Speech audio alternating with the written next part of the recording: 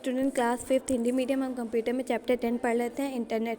इसमें हमारे 2 पार्ट हो गए हैं वीडियो के, अब तीसरा पार्ट है। इसमें 4 टॉपिक आपके कंप्लीट हो चुके हैं। हम 5वां टॉपिक स्टार्ट करने जा रहे हैं। आपका 5वां टॉपिक है ईमेल से स्टार्ट है। ईमेल क्या होता है? यह संदेश भेजने की व्यवस्था है। जैसे हमारा मैसेंजर होता है, मैसेज भेजते हैं और हमारे मैसेज हमारे मोबाइल में मैसेज होते हैं, उसी तरह से ईमेल होता है। ईमेल भी सबके फ़ोन में होता है।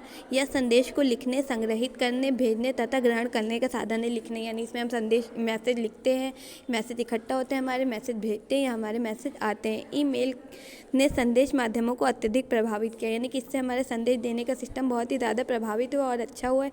ईमेल की विशेषताएं क्या कि यह संदेश भेजने व ग्रहण करने का तीव्रतम साधन है, यानी कि बहुत तेज़ी से हमारे संदेश मैसेज चले जाते हैं और चले आते हैं।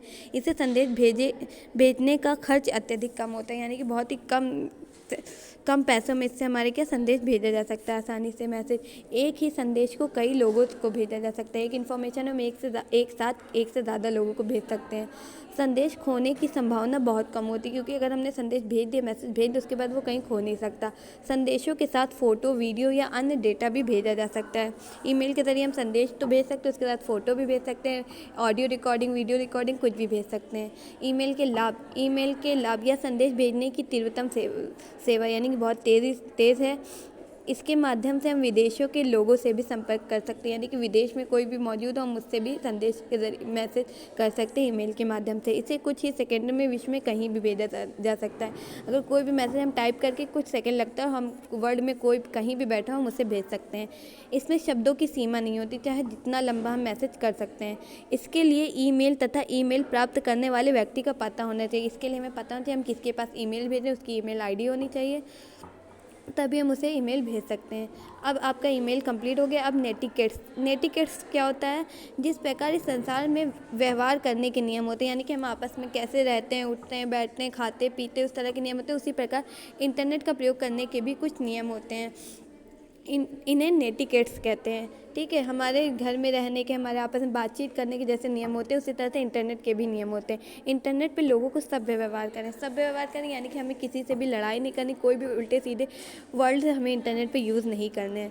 अन्य लोगों की निजता का सम्मान करें। निजता यानी कि किसी की भी पर्सनल इंफॉर्मेशन हम नहीं शेयर कर सकते हैं। इंटरनेट पर निजी सूचनाएं ना दें और ना ही अपनी कोई पर्सनल इंफॉर्मेशन हमें इंटरनेट पर डालनी चाहिए।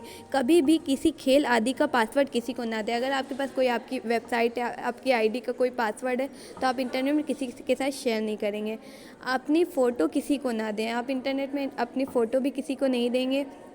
ये बिना वजह, अगर आप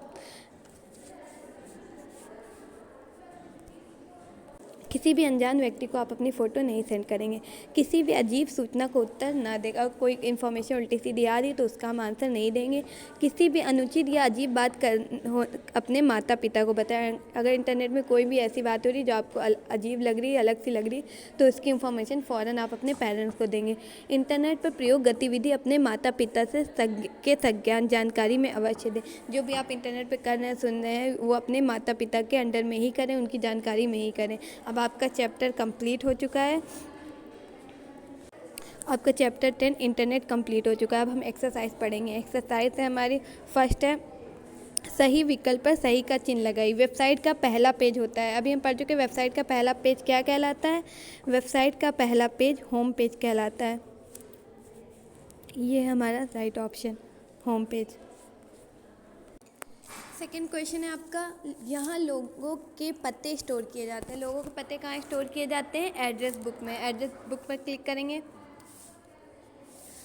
थर्ड क्वेश्चन है, सर्वाधिक प्रयोग होने वाला ब्राउज़र है। कौन सा ब्राउज़र है? इंटरनेट एक्सप्लोरर सबसे ज़्यादा प्रयोग होने वाला ब्राउज़र है।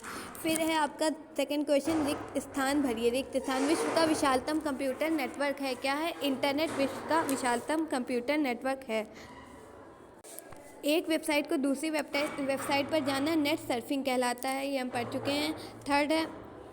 थर्ड है डैश तथा डैश वेब सर्वर पर सेव होते हैं। वेब पेज तथा वेबसाइट वेब सर्वर पर सेव होते हैं। फोर्थ है डैश वेबसाइट का प्रथम तथा मुख्य पेज है। डैश यानी होम पेज वेबसाइट का प्रथम तथा मुख्य पेज है। अब आपका थर्ड क्वेश्चन है, सही मिलान कीजिए। सबसे पहला है world wide web. World wide web क्या होता है? ये सर्वर से जुड़ा हुआ होता है। ये है आपका फर्स्ट वाला। सेकेंड है वेब पेज। वेब पेज क्या होता है? डॉक्यूमेंट होता है वेब पेज में। थर्ड है सर्च इंजन। सर्च इंजन क्या आता है? गूगल। फिर फोर्थ है हाइपर टेक्स्ट। हाइपर टेक्स्ट में डॉक्यूमेंट के लिंक होते हैं। फिफ्थ है वेबसाइट। वेबसाइट क्या होता है? वेब पेज का समूह होता है। अब आपका फोर्थ क्वेश्चन है, सही कथन पर सही तथा गलत पर गलत का चिन्ह लगाइए। पहला है मॉडेम की गति को MPS मिनट पर सेकंड में नापते हैं, गलत BTS में नापते हैं, BPS में नापते हैं, ये गलत है आपका। सेकंड क्वेश्चन है वेब ब्राउजिंग एक सॉफ्टवेयर है, सही है ये। थर्ड क्वेश्चन URL में वेबसाइट का पता होता है, ये भी सही है। फोर्थ है सर्च इंजन का प्रयोग इंटरनेट में से सूचना प्राप्त करने के लिए किया जाता है, ये भी सही है। आपका चैप्टर फिनिश होगा और एक्सरसाइज भी फिनिश हो गई।